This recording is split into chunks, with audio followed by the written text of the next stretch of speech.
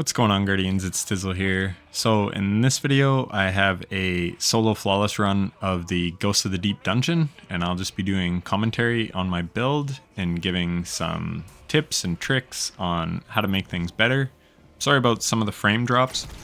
I don't know why my OBS does that. It's really bad in this dungeon, and it's really bad in, Birthplace of the Vile, for whatever reason. Yeah, like those two things in particular. But anyway, on to this.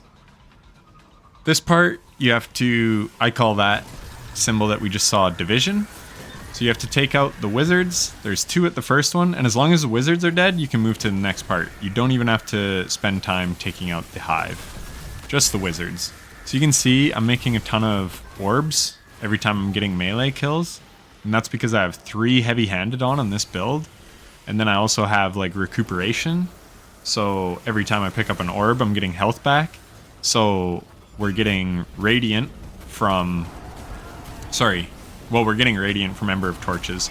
But we're also getting restoration from Soul Invictus as we pass through our sunspot. So this build has insane survivability, which is why I highly, highly recommend a Titan. And I'll get to some other reasons why Titan is really good. Hunter is really nice. You can use Assassin's Cowl during getting to boss phase on both the first and second boss. And then you can use Golden Gun with Arbalist, which is super, super good at dealing burst damage. You can 3-phase both bosses pretty handily with a Hunter, especially the last boss. But for just pure safety and consistency, I find Titan to be the best. Because you can use your bonk hammer throughout the whole dungeon, and it's got amazing survivability. You can have a healing grenade for backup, which you can on the other characters. But like on a warlock, you want the Sunbracer's Heat Rises Phoenix Dive build on the first boss especially. So then you don't have a healing grenade if you get into a pinch. So I recommend Titan. And then here, it's all just a matter of once you dunk, you have to wait a little bit, an ogre spawns, then you follow the green trail, and then you take out the wizards. So I hadn't ran this for a little while, so I kind of forgot where I was going, but I knew I had to get up on this ledge when the green trail goes this way. So finally I find the wizards, then we gotta turn around and go further up the ledge, and we get to the next set of wizards. Take them out. So yeah, Ophidia Spade with like a restoration grenade is really good for here. The Sunbracer's Warlock, a Touch of Flame, ×2 restoration healing grenade build with like Sunshot would also be good on a Warlock. But Titan with the bonk is just so good. And then since Ghost of the Deep came out, you can use the Burning Maul super, and it's really good on the first boss. Like you can see the hammer throws are super good on these guys. But on the first boss, it's really nice because you can just bang, deal a whole bunch of damage. And then I use Lament because Lament is great for damage, it's great for short range bosses, and it heals you. That's the biggest thing. It's constantly giving you healing as you're doling out damage, which is really important for that boss. And then you can just use the throwing hammers on the last boss. But yeah, this part is quite boring, but you can see just how good the survivability is on this build. As long as you have Roaring Flames going, you're able to just get regular melees as well to keep the chain going and keep making sunspots and whatever. So here we're just waiting for the ogre to spawn. There he is. I use a sniper to take him out. Fusion rifles are good. Just use whatever you want to use. We're following the trail again. So I said this in Grasp of Avarice with the Fallen Shield. 4 is just too much. This should be 3 symbols. Ghost of the Deep is definitely not my favorite dungeon to solo flawless because the traversal is too long and this encounter is too long. The beginning, if you could start at the second boss, we'll say the first boss because this is the first encounter, but it's not a boss. If you could start at Ecthar, this is a great dungeon. Aesthetic, it's great. The traversal is cool, I guess, but it's very annoying on repeat playthroughs. Yeah, I just find this whole beginning has terrible pacing. contrasted with Warlord's Ruin. Warlord's Ruin is probably the best paced dungeon they've made, and there's 3 bosses, which is unique to Warlords. So that's really cool too, and I really like that about Warlord's Ruin. But the pacing is so great. You're into a boss fight right away. Like here you're into an encounter right away, but look, like how long in are we? 6.5 minutes. And you start it like right when this thing starts. So this is a boring ass encounter. I'm just gonna say it. Where Warlord's Ruin, you're pretty much like beat that first boss in 6.5 minutes. Like even solo. In a fire team even faster. And then the traversal in Warlord's Ruin does not feel long. It is long, but there's ways to speed it up. And getting to DPS phases can also be sped up in Warlord's Ruin with skill. Like if you collect 4 totems in the first or the second boss, you're going to be to the boss fight right away. Where this one, the final boss, is a frickin' slog to get through, man. I'm talking solo right now. Like as a solo player, you can speed that stuff up big time in a fire team. But I like to solo dungeons. I think it's one of the best experiences we have in Destiny. And this one is just not a fun solo. And then the boss shields also, in my opinion, just kind of need to go. It really kind of restricts your playstyle, or it really encourages you to use Arbalest and then do a loadout swap. And I don't think that's good. Yeah, I really hate the overshields that they have. If these bosses lost their overshields, people would not complain about the health pools on these bosses. Not with power creep and where we're at now. I truly don't believe that people would complain about them nearly as much as they do. You're pigeonholed into what you can run and what you have to do because of those overshields. And that is a big complaint. Like, people complained about the health, but that is a big reason for the complaints. Because you can one-phase these bosses in fire teams pretty easily. Because you could just have one guy on Arbalest and then an Apex Predator, then another guy on a Galahorn, and yeah, you can just burn them down. And then just with all the other ways, like now Celestial Nighthawk absolutely chunks. Like, yeah, you could one-phase these bosses easily in a fire team. But solo, there's a lot more to juggle, and a lot more you have to do. So yeah, I just find this one to be a slog. Particularly this part right here. Like, I go quickly, like pretty quickly through this. I've got an Eager Edge Sword. I'm falling. That's one nice thing. Dungeons have never been easier to solo flawless, literally just because you can't die to fall damage. That change has been excellent for solo flawlessing dungeons. They're way easier than they've ever been because of power creep and lots of other reasons. But the no fall damage is nice because you just don't die to bullshit. Like, if you die now, it's pretty much on you. Where before, like, in GMs, man, because you take extra damage in GMs, I would die to, like, the smallest of jumps. I remember Insight Terminus, I think it was, jumping down, heading to the boss room, and I, like, died, like, just broke my ankles and died. That shit was super annoying. So, great change on Bungie's part. But, yeah, this part, just follow my path on screen. In my opinion, it's, like, probably the quickest and easiest way to get through it. And even doing so, I'm going to speed all this up, it still takes like at least 10 minutes to get to the next boss, which again is way too long. Where Warlord's Ruin, like on early clears, you don't know where you're going, but that's good. It's like, because in future runs, you know where you're going, so you can speed it up and get through it quicker. Like the maze. The maze is good because it's like contained, and you don't just feel like you're running forever like you do here as you're just going down and down and down, and then you're slowed going through the water.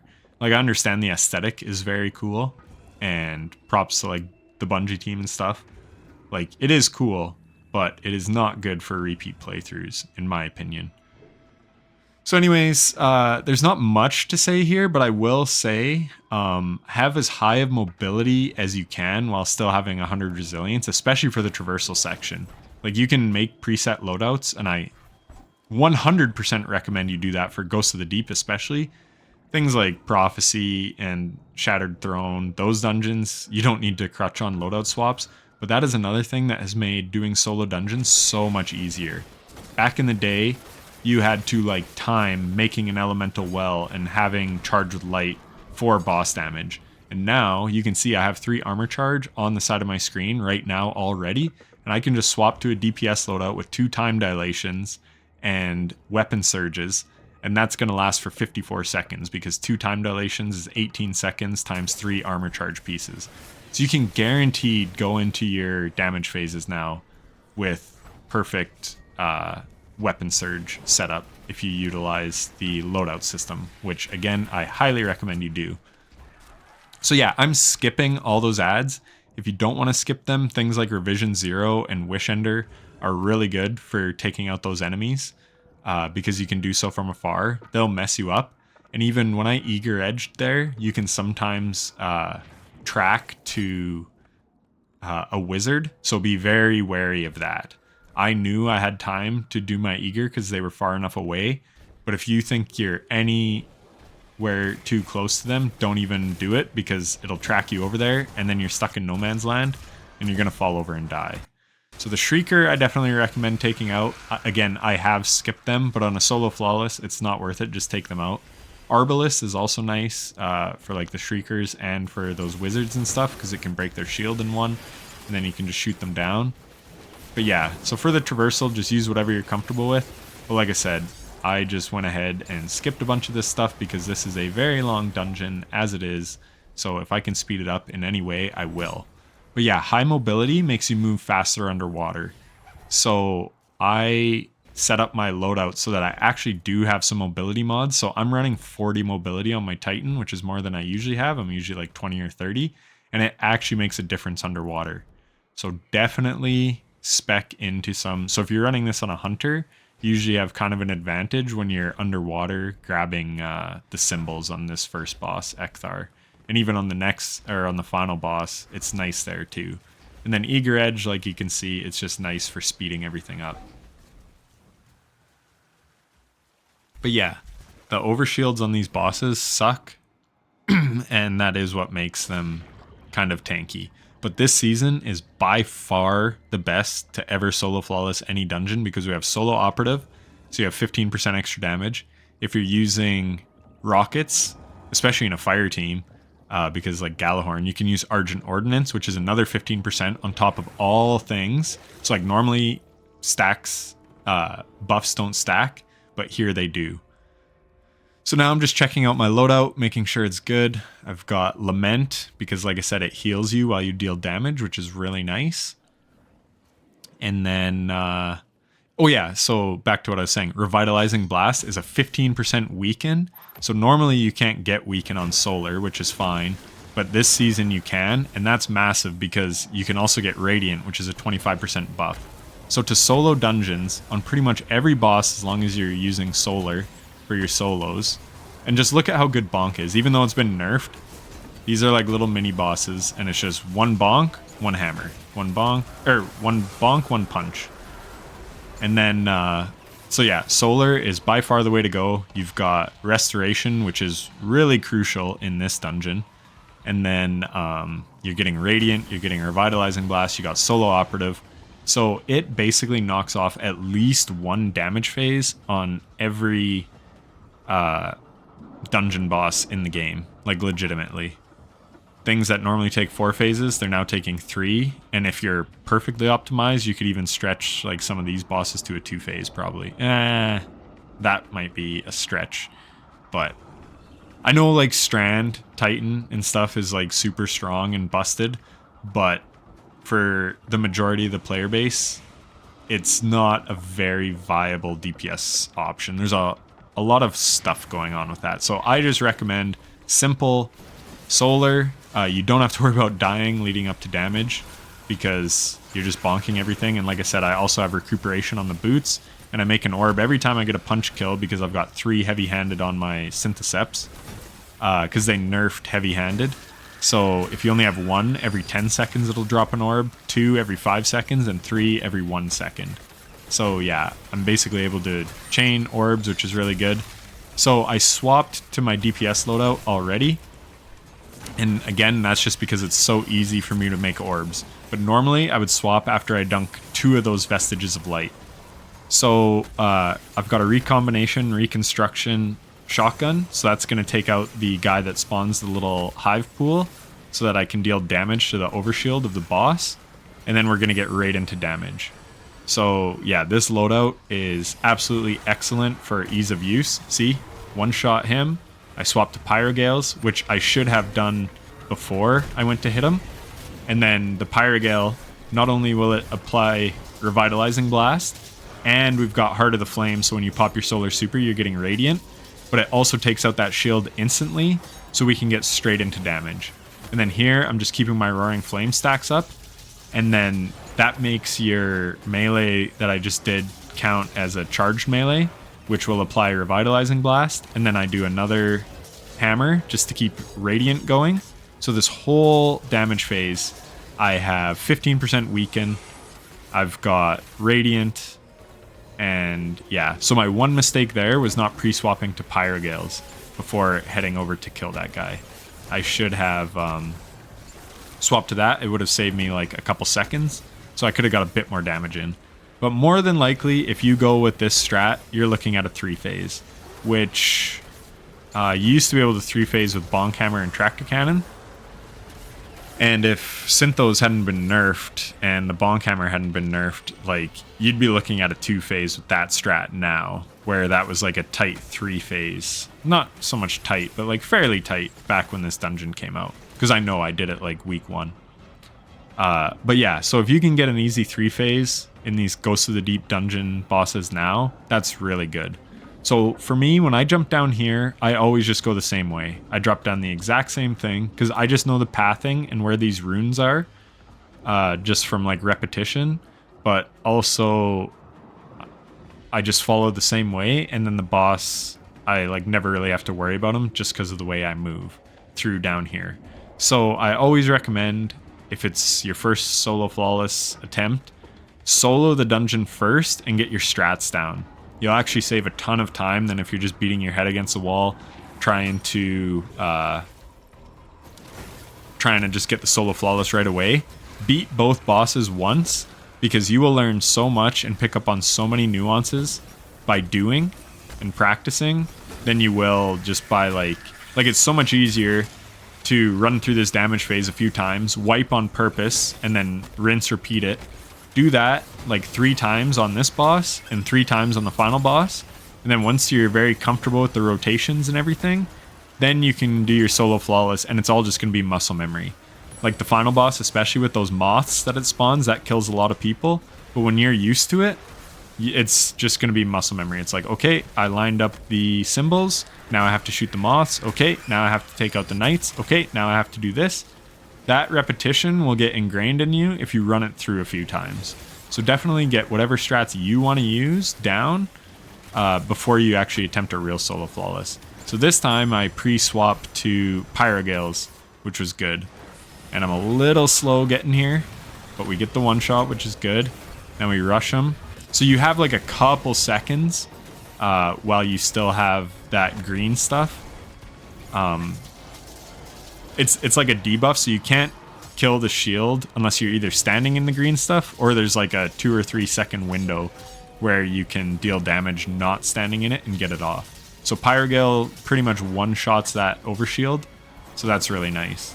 So here, I'm just keeping my Roaring Flames going. Make sure that I have Revitalizing Blast on the boss at all times. He glows purple there. There I was just trying to get in another couple shots just at the end. Quickly swap back to Synthos and get the chain going. That was a little bit dangerous. I should have probably thrown a Restoration Grenade before I did that. If you're on a solo flawless run, definitely do that. Or you can even drop down into the water to swap your Syntheseps and just pop back up. So there you saw I just picked up 17 sword ammo. That is another reason I absolutely love Lament, is it's great for ammo economy. Like I got lucky here and got like 2 bricks, but I got through 2 damage phases there without picking up a single heavy brick, which for most damage strategies that you're going to do, that's not really going to happen. So Legend of Acreus is also very, very good, but I find the ease of use on it, like there's a bit more skill gap on our Warlock with Well of Radiance. I would go Legend of Acreus personally. I think it hits a little harder than Lament overall, but you're standing in a well, so you're protected. Where with the Titan, you'd have to like kind of do what I was doing there, where I keep proccing Roaring Flames and whatever.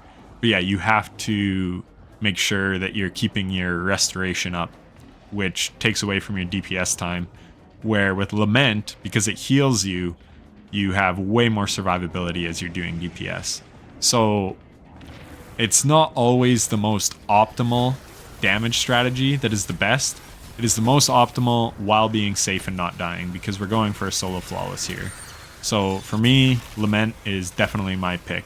Great on ammo economy, very, very good damage and safe damage. Like, to 3-phase this boss solo, you can't ask for much more than that. And it's a comfortable 3-phase. Like, look at the health bar. We're probably 70, close to 75% done in 2 phases. So that's really, really good. It's not like we're just squeaking it out. Like, we have some leeway here to get that 3-phase. So that's why I like it. And then, like I said, the recombination, reconstruction, you want something that can get that knight down very quickly, because that boss, he throws a shield at you, so you want to have your super popped before that shield hits you, because it can definitely take you out. See, he's like lining up there. I messed up. I lost my... Yeah, I am throwing hard. See, there he hit me with the shield. I lost my hammer, which kind of threw me off, and I sort of debated, oh, do I go back for it? And then I'm like, no, and then I missed my shots. So yeah, very bad start to the DPS phase. But again, you can see Lament is healing us. I want to keep my roaring going so that I can reapply Revitalizing Blast, and so that I can get restoration from my Sunspot.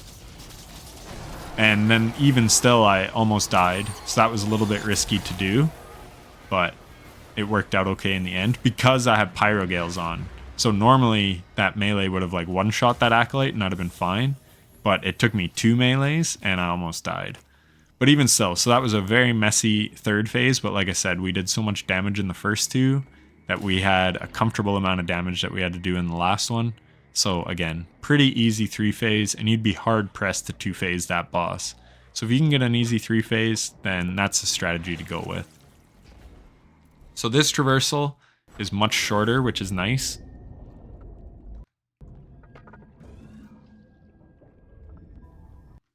Just gonna speed things up. So again, you can like kill these ads, but I just kind of jump over them. But that can be risky. They can explode and kill you.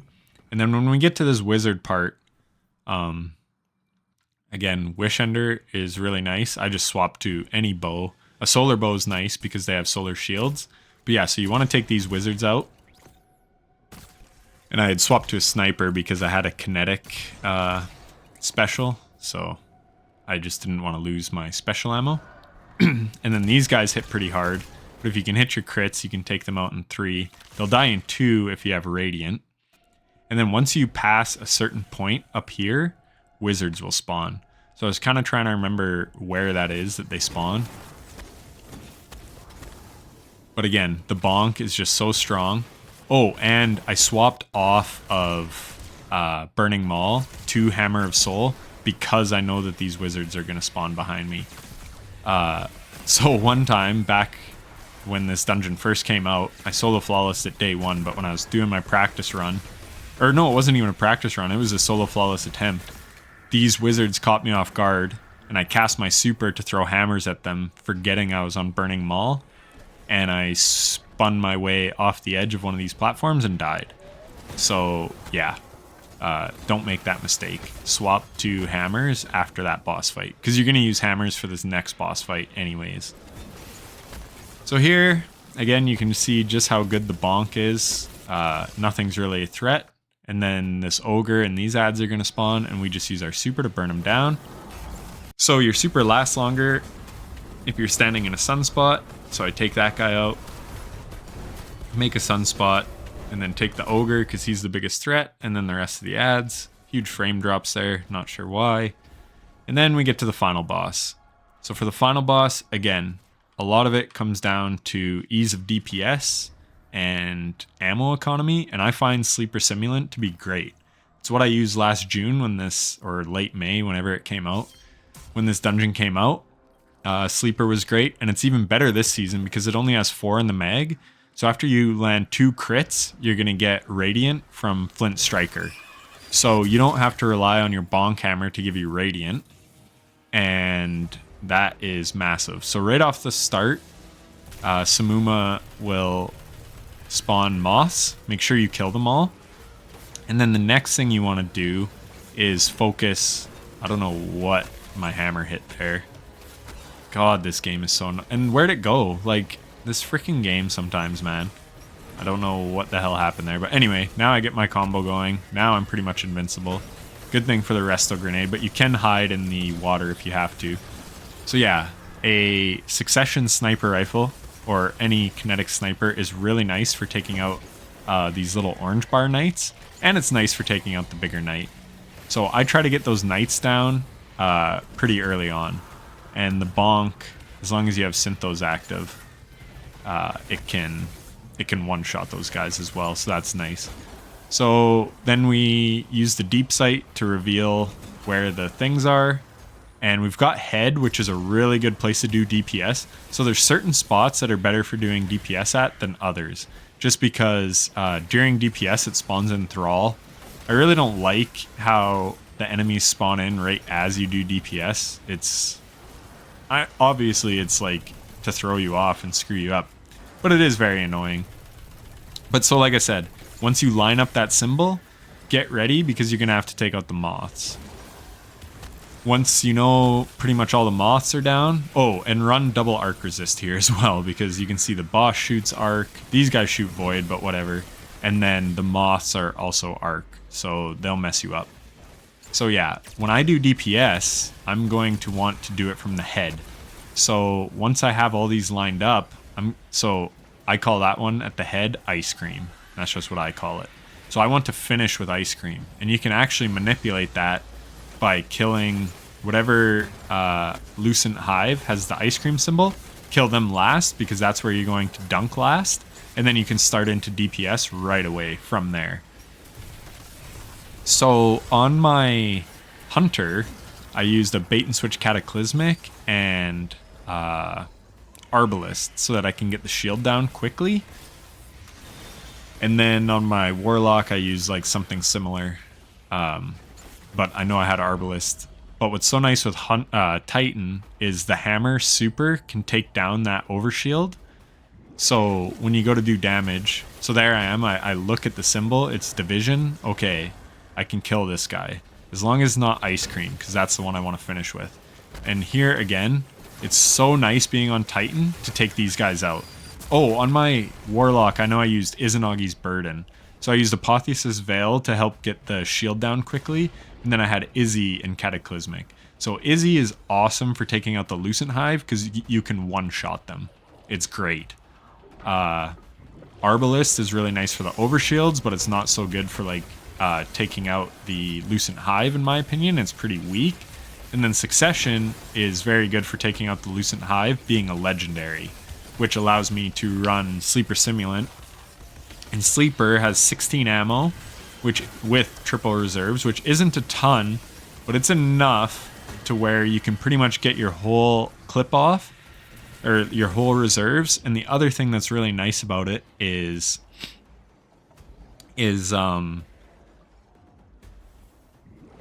like its ammo economy. So when you like pick up, so you have your DPS loadout, so I'm holding 3 armor charges, and then you have your weapon surge.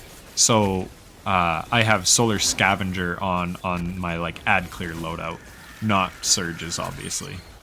So here we're finishing at the last symbol, and then yeah, Sleeper.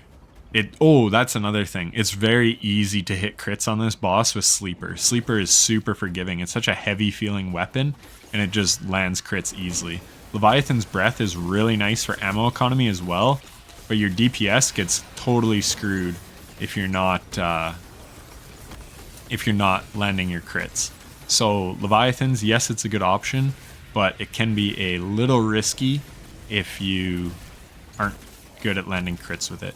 And then, like I said, those ads are coming up to you during the boss fight. So one thing that is nice with this boss is you usually do get a fair bit of ammo, as you can see. I have a few heavy bricks on the ground, so that's nice. But yeah, pretty much you can dump your whole sleeper load. It's 3 reloads because it's got 4 in the mag, so you start with 4. You only have to reload 3 times. I have solar loader on my gloves for even better DPS. I highly recommend that. And then I just swap to my succession at the end just to clean up, because it's a 45-second boss damage phase. So like Well of Radiance doesn't even last the whole phase. So this guy is the most dangerous. That's why I'm putting in some succession shots. He's good to take on at a distance, but you can bonk him too. But in a solo flawless, it's gonna be a little risky. So he was the ice cream symbol, so we're gonna be finishing up top. There's gonna be Thrall that spawn on us at the start of DPS.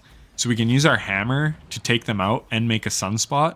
So it's really good. And we have our super that we cast to take out the shield. So you can just like throw one hammer to take them out. But yeah, you kind of don't necessarily... So when I swap to DPS, I also have, I think, a fusion grenade on, and I might have fastball so I can land it better. That is because the sunspot is going to give me reduced ability cooldown. So I'll actually get... Because when I swap from healing grenade to fusion grenade, I lose it, but I get it back, so I'm able to apply 1 revitalizing blast. So there I swapped to DPS. I should have cast my super first. It would have been a bit of a time save.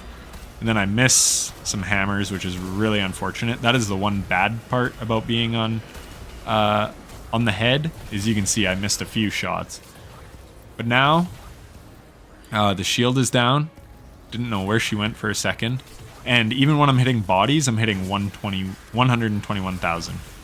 Now I have Radiant, and then I was able to get my fusion grenade. So now we're back to doing 192,000 damage per shot. I'm missing some shots.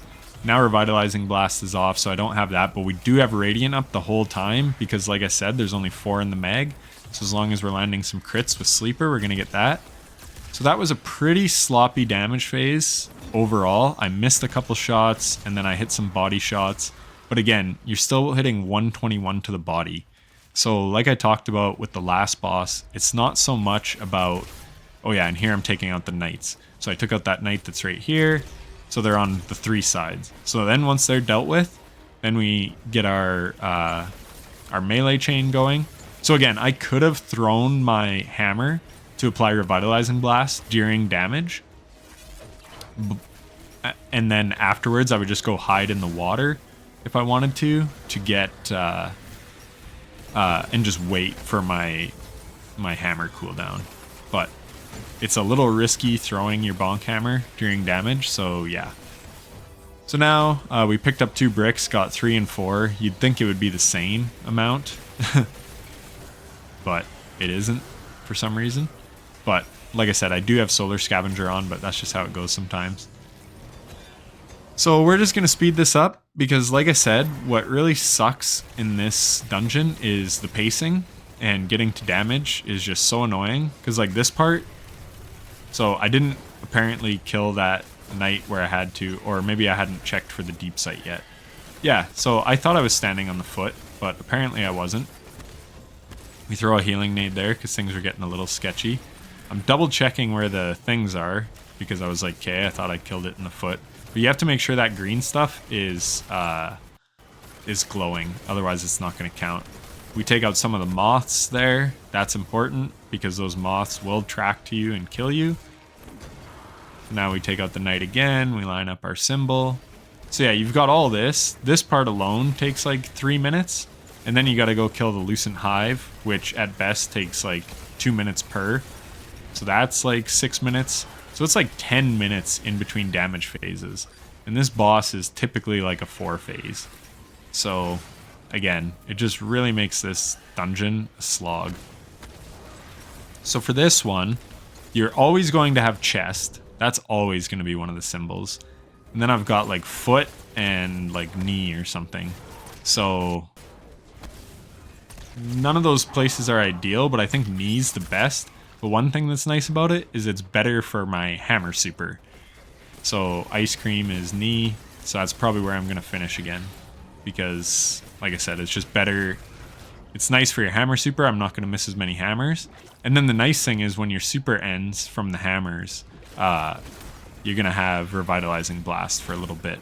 The crappy thing with Revitalizing Blast is you can't reapply it until it expires.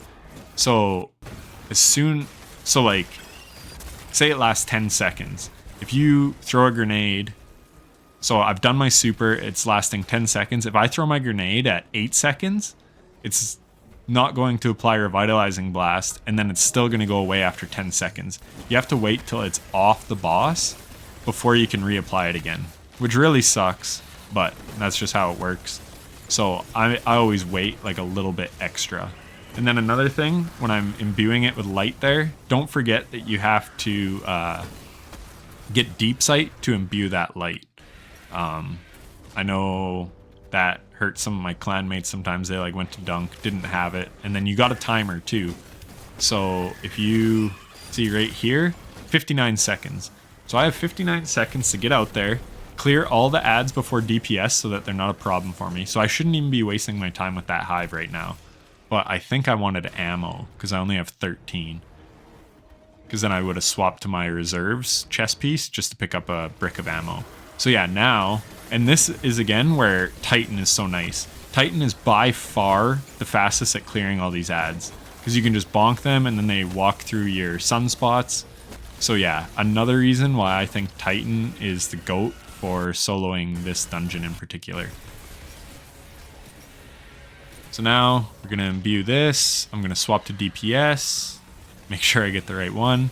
I should be casting super before I imbue it. Almost died there. Huge frame drops. Sorry about that. But yeah.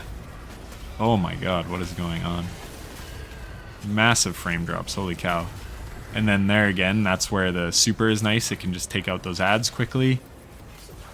Then we're hitting 192,000 to the head. So here's what I was talking about. I think, yep, I was half a second too soon on that grenade, which is such a shame because now I'm losing out on damage. Where if I had just waited another second, I would have reapplied Revitalizing Blast. And then here's where the sniper's nice. Just for some supplemental damage. Mine has Reconstruction and Vorpal, and Boss Spec. So I'm doing 15% more damage with Vorpal, 7.7 more with Boss Spec, and it's got Reconstruction, so it's got 8 in the mag as a high impact. So here's what I was saying, you can go hide in the water to swap your loadouts if you like. And then it's just rinse repeating yet again. So my first damage phase wasn't that smooth. I missed some hammers on the shield and whatever else, right? My second damage phase, I threw my grenade 1 second too early, so I didn't have Revitalizing Blast for 10 seconds, which is probably 1.5 clips of sleeper. So I lost out on 15% damage there from like at least 6 sleeper shots, if not close to 8. So, and then you can still see the health bar. And then I think this third phase, I actually do get a pretty good phase, but it leaves Simmumah with just a few damage ticks left, unfortunately. Which, again, is super unfortunate in this dungeon in particular, because it takes about 10 minutes to get to boss phase. So there again, as soon as you line it up, be ready. I use an auto rifle just because I like it better for taking out those moths from a distance. That's why I'm using that over like a Callus mini tool, straight up. I think it's better. And again, you're just going to use what you like, whatever you're most comfortable with. So we're going to speed this stuff up. But yeah, like I said, this setup could get a 3-phase if you do not perfect damage phases, but like very minimal mistakes. Because like I said, my first one was quite ugly. My second one would have been really good had I not missed that Revitalizing Blast by a second. Here, I'm just avoiding this guy. So yeah, like I said, and then every time you add a damage phase, you're at risk of dying again, because this dungeon, more than like most, actually has like some potential for you to die. So that symbol, like the table with the lines on the top, if you dunk that at the wrong spot, you die. So it takes one minor lapse in judgment where you die. Duality is kind of like that, where you have mechanics that are pretty unforgiving and you got a timer. So the more damage phases you have to do, the more risk you are at dying. So again, that's where Titan is so nice, because I find it super easy for getting to those damage phases. But yeah, you can die by imbuing the wrong thing at the wrong time. You can die by the moths, forgetting about them. You can die just to ads, because this is a pretty ad dense one. And then, like I said, that Lucent Knight especially is quite dangerous. So his shield throws could kill you. So there's actually quite a few things that can kill you. So if you can reduce your... even that Hunter, he's dangerous on other classes, but the Bonk Titan, you bonk him once and he just kind of gets stunned there, and then you're able to take him out really easily. But yeah, so if you can reduce the amount of damage phases, that's really good. So like I said, this one is the best bang for your buck in my opinion for good damage, not optimal, but very, very good, and safe damage. Because like I said, I was having some not that great damage phases by like missing my Revitalizing Blast, and I'm still like in the ballpark. I'm probably 60% damage there. Probably has like 35 to 40% health. So that's pretty good. But again, you definitely want to have preset loadouts for this one. So I tried Xenophage with Actium War Rig as well, because that's also a very easy, safe strategy. But that one is tough because of ammo economy. You're going to have a good first damage phase, but then you really got to farm for more ammo on subsequent damage phases. So here I've got 12 shots. So again, not perfect. But I think, did I just see a heavy brick drop? Either way. But like I said, Sleeper overall, it's pretty good on ammo. But if you get all the stars to align, you can 3-phase this boss. I didn't, and also messed up, and we still come close to 3-phasing. So here, I'm going to hide behind there, and my timer's low here. I've only got 7 seconds by the time I imbue it. So I cast my super as I'm hitting E to imbue it, and then we get going again on damage. So I get swarmed by some Thrall, just get the overshield down on like the last hammer throw, and then we land all our crits. My fusion grenade isn't quite here yet, so now we're gonna throw that. So on this one, I kind of took my time more because I only had 12 shots, and I land like, well, I hit 2 body shots, I think, and 10 crits. So that was probably my best damage phase, and then I'm going in with Succession. So if I had a full clip, so now I'm low on Radiant, and I even debated there for a second throwing my hammer just to get Revitalizing Blast because I knew I was close. So we're like over 95% damage there. Like we just have to tickle Simmumah at this point. So again, that was only with 12 sleeper shots. If I had had 16, so again, I said it's like dangerous getting to damage. So if you want to take your time and just farm ads, because the ads kind of spawn on timers, so you can do that. And then you can go into every damage phase with 16 sleeper shots. You're not going to get to damage phase as quickly because you're going to be farming ads, but you're going to make the most out of all your damage phases. And like I said, getting to damage, there's a lot that can go wrong. You can get the wrong symbol, you can die to the moths, you can die to the Lucent Hive, all those things, right? Again, there, I've got Solar Scav on, so a Finder Brick should be giving at least 2, not 1. But like I said, even still, with those issues, I do think Sleeper overall has very good ammo economy. But you can see how much special's on the ground. So if you wanted to run like Izanagi and Cataclysmic with Bait and Switch, and 4th time's the charm, 4th times gives you 2 free ammo every time you hit 4 crits. But I will say it is harder to land those crits than it is with Sleeper. And if you miss the crits, it's way less forgiving. Like regular linears don't do dick all for body damage. Where, as you were seeing, Sleeper Simulant, when I had Revitalizing Blast, I was still hitting 137,000. So now I'm on a heavy ammo run. I just got 2 bricks right away. So when you see that, you just want to start slaying out ads. Because, see, there's another brick.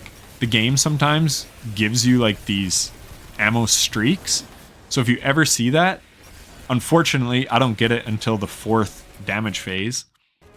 But if I had got that earlier in the run, I would just be farming enemies as fast as I can so that I can get as much heavy on the ground while I have, see, there's some enemies that spawn. So I'd be taking all them out right now to try to get my, as much heavy as I can for future phases. And then also when you go to like the wizard, like when you go to the Lucent Hive, sometimes you can just leave bricks in there for future ones. So say I was at like 13. Well, yes, I could top it up with an ammo reserve, or I just save it for my next damage phase, just in case I don't get lucky with heavy drops in between damage phases. So that's another thing that you can do to really optimize and make the most out of the heavy that you're getting. But this being the last damage phase, I really don't care about that. All that matters now is getting to damage, because like 1 or 2 sleeper shots and she's gonna die, if not from my super. Like, this easily could have and should have been a 3-phase. Like I talked about those revitalizing blasts just missing. Well, those 6 shots at 15% more, that's enough to take out what's left on her health bar. So, and again, if you can 3-phase the Ghost of the Deep dungeon bosses, then that's very, very good. So I definitely stand by these weapon loadouts in particular. I think they're very, very good. And like I said, it's never been easier now that we can guaranteed go into damage phases with time dilation and armor charge and surges and all that. It really helps.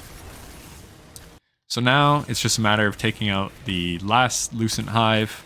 So I'm just going to clean up all the enemies on the field so that I am not worried about the timer whatsoever, because again, all that matters is me getting to damage at this point without dying. Now we've got the thing. So see, I'm already swapping because I'm like, I know it doesn't matter.